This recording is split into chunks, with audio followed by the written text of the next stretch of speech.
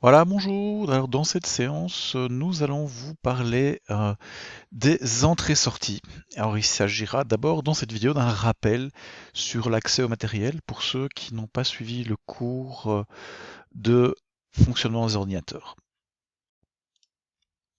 Alors, pour rappel, en fait, on avait vu cet assembleur qui est un pseudo-assembleur dans un simulateur, un assembleur ARM, dans lequel il y avait une instruction pour lire au clavier et une instruction pour écrire au clavier. Cette instruction n'existe pas en fait en assembleur, hein. Donc on a des instructions pour manipuler la mémoire, on a des instructions pour faire du calcul, pour bouger des informations entre la mémoire et le processeur, mais on n'a pas d'instruction directement pour écrire dans, sur l'écran ou pour lire sur le clavier. Alors comment est-ce qu'on fait? La réponse en fait c'est que chaque device, donc périphérique en français, est contrôlé par un matériel qui s'appelle le contrôleur.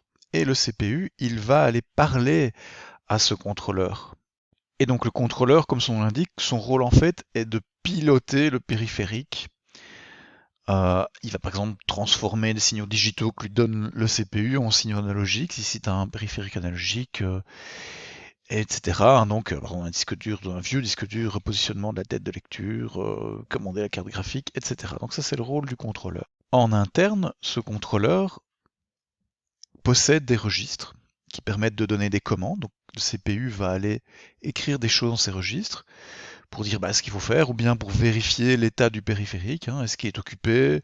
Est-ce qu'il a fini de faire ce qu'on lui demandait? Est-ce qu'il est en erreur? Il y a aussi des registres qui vont contenir des données. Par exemple, qu'est-ce qu'on veut écrire à l'écran? Qu'est-ce qu'on veut écrire sur le disque? Ou bien qu'est-ce qu'on a lu depuis le disque?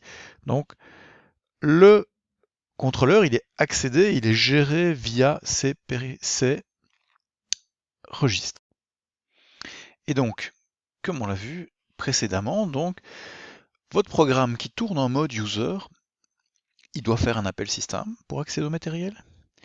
Mais une fois qu'on a un appel système, on se trouve dans l'OS. Et il faut savoir maintenant comment l'OS va-t-il accéder à ce matériel, ou plutôt, comment l'OS va-t-il parler au contrôleur. Alors, donc le CPU va accéder au contrôleur de périphérique par le seul moyen dont on dispose pour communiquer avec le monde extérieur, c'est-à-dire écrire en mémoire. Ici, on voit par exemple ce qu'on appelle le mapping mémoire. C'est un vieil ordinateur ici, qui date des années 80, mais le principe reste le même. Donc je l'ai montré celui-là parce qu'il est bien pratique, parce qu'il est vraiment simple. On voit en fait qu'il y a de la RAM partout, sauf à certains endroits où cette RAM correspond en fait à des périphériques. Et donc quand on va aller écrire à cet endroit-là, on va en réalité écrire sur des périphériques. Alors si on est sur une architecture PC, donc ce qui va se passer, c'est que le processeur, il va écrire en mémoire, mais en fait, on aura un aiguilleur, qui est un contrôleur mémoire, qui s'appelle le Nose Bridge, qui maintenant est plus ou moins intégré au processeur, ça dépend des processeurs, qui va décider si on va vers les périphériques ou on va vers de la mémoire. Et donc si on écrit dans une zone qui correspond à la mémoire, eh bien on va aller de ce côté-là, pardon. Si on écrit sur une zone qui correspond à des périphériques, par exemple l'adresse 0D qui est ici dans cette zone-là, on va être aiguillé vers un périphérique.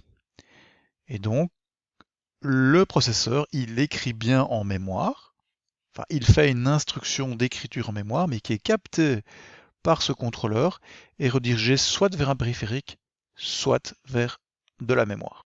Et donc en assembleur ici, on voit ici, si je veux écrire 15 à l'adresse 53280 qui correspond en fait à notre zone mémoire ici du contrôleur vidéo, d'un contrôleur vidéo de notre vieille machine des années 80, eh bien je fais ça, je fais une STA pour store accumulateur à cette adresse-là. Hein. Alors précédemment, j'aurais chargé dans l'accumulateur ce que je voulais écrire en mémoire. Alors évidemment, vous êtes dans votre langage haut niveau, vous vous préoccupez pas trop de ça, mais ce qui se passe réellement, en fait, c'est que quand vous faites un système out println en Java pour écrire sur l'écran, par exemple, eh bien, on va parler à l'OS, la machine virtuelle de Java, donc ce qui fait exécuter votre code Java, faire un appel système vers l'OS, et l'OS il va aller demander à une partie de son OS en fait, qui s'appelle les drivers, qui eux vont bien faire l'accès via une écriture, enfin une instruction d'écriture mémoire qui va être capturée et redirigée vers les périphériques. Donc on voit qu'il y a plusieurs couches comme ça. Quand vous faites votre écriture, pour que ça arrive sur l'écran, c'est d'abord un appel système. Et à l'intérieur de l'OS, on dit au driver qui s'occupe de la gestion de l'écran d'aller écrire sur la carte graphique via une écriture en mémoire. Donc c'est comme ça que ça se passe. Et alors toujours, si vous êtes sur PC, vous pouvez aller voir à quelle adresse on va réellement écrire pour les différents périphériques. Donc si vous faites, alors ici on le voit à moitié, mais si on fait information système, on tape information système, on voit ici, alors je vais le réduire pour qu'on le voit bien dans la fenêtre. Donc si on clique sur ressources matérielles en fait et qu'on fait par exemple mémoire, alors on va voir en fait en fonction de différents types de périphériques, par exemple la carte graphique, ici on voit qu'elle est mappée dans cette zone mémoire là. Il y a plusieurs zones mappées sur cette carte graphique. C'est le contrôleur PCI, PCIe, dans PCI Express, ici on voit qu'il y a des zones mémoire qui sont réservées pour tout ça. Et donc on peut aller voir à quelle adresse mémoire se trouve ici le Wi-Fi par exemple, à quelle adresse mémoire, quelle plage d'adresse mémoire sont utilisées pour écrire sur les contrôleurs de périphériques. Voilà.